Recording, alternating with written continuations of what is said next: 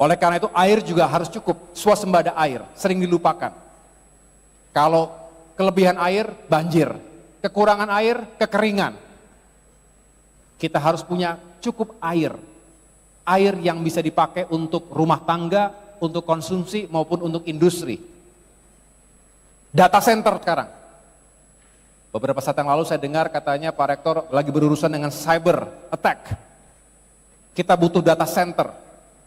Kita butuh ruang-ruang yang juga terjaga untuk menjamin keamanan digital kita. Itu membutuhkan air dalam jumlah yang cukup banyak. Kemudian energi. Energi kita tentu harus terus ditambah, betul? Kita berharap tidak terjadi blackout lagi. Seperti kemarin di mana? Di Sumatera. Jangankan berjam-jam, kita 5 menit mati lampu aja pasti gelisah. Apalagi udah lowbat. Betul? Listrik atau sumber-sumber energi itu benar-benar harus kita jaga dan kita tingkatkan. Dan energi yang lebih bersih, energi baru terbarukan, new and renewable energy. Baik menggunakan solar, berarti pakai tenaga apa kalau solar? Matahari, betul? Tenaga air, angin, geothermal, panas bumi sekarang karena kita negara yang banyak gunung berapinya, dan bahkan ke depan kita bisa mengembangkan tenaga nuklir. Nah, tetapi prinsipnya adalah bagaimana kita mengurangi ketergantungan kita pada penggunaan energi berbasis fosil fuel.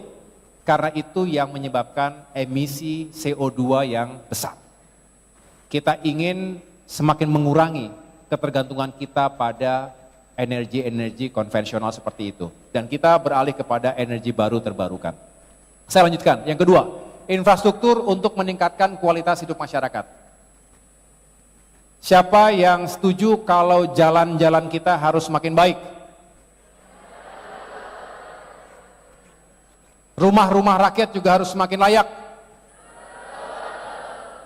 Fasilitas kesehatan kita harus semakin terjangkau. Fasilitas olahraga perlu nggak? Siapa yang suka olahraga di sini? Olahraganya apa? Ada yang suka lari? Ada yang suka lari? Kapan-kapan lari bareng ya? Kalau lari di mana di sekitar sini?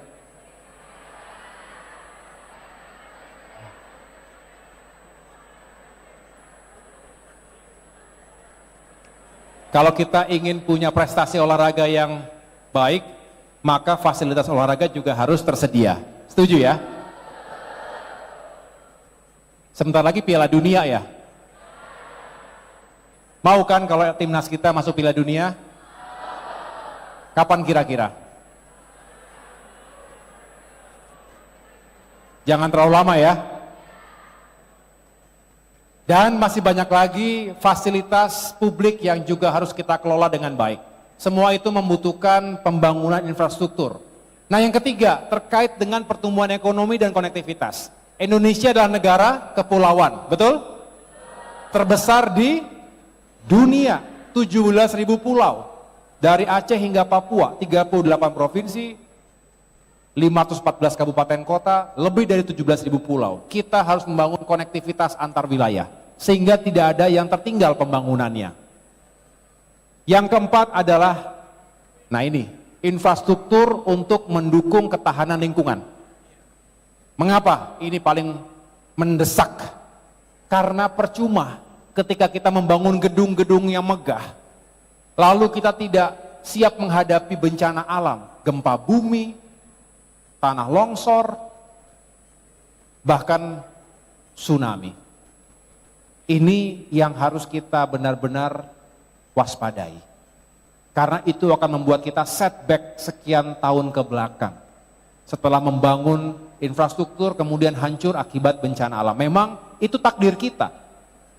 Indonesia berada di rings of fire. Artinya sangat rentan terhadap bencana alam, erupsi, gunung berapi tadi hingga bahaya banjir dan tsunami. Kita ingin memastikan bahwa semakin hari kita semakin siap menghadapi itu semua. Permasalahan sampah juga harus diselesaikan dengan baik. Manusia bertambah, pasti sampahnya bertambah. Kita harus menggunakan teknologi yang tepat untuk bisa mengkonversi sampah menjadi energi. Waste to energy. Dari sampah menjadi energi yang baru dan terbarukan. Selain membersihkan lingkungan kita, mengubahnya menjadi energi. Itu salah satu solusi. Kita juga harus pastikan bahwa ada sejumlah daerah yang rentan terhadap terjadinya banjirop. Ini pulau apa?